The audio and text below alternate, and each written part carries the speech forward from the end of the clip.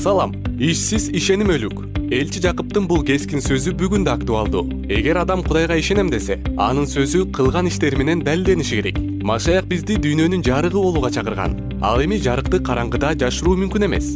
Эгер сиз чындап ишенсеңиз, айланаңыздагы адамдар ишенимиңиздин жемишин көрүшү керек. Алар болсо сүйүү, кайрымдуулук, момундук жана чыдамкайлык. Эгер булар жок болсо, ишеним жансыз денеде эле өлүк болуп калат. Мындай ишеним жөн гана курулай сөзгө гана жана ал куткарылууга алып келбейт. Ишенимдин иштери болсо, бул тыйындын эки тарабындай. Биринчи тарабы жакшы иштер, муктаж болгон жакындарыңызга жардам берүү. Ал эми экинчиси терең ишеним, Кудайдын эркине толук баш ийүү жана ага таянуу.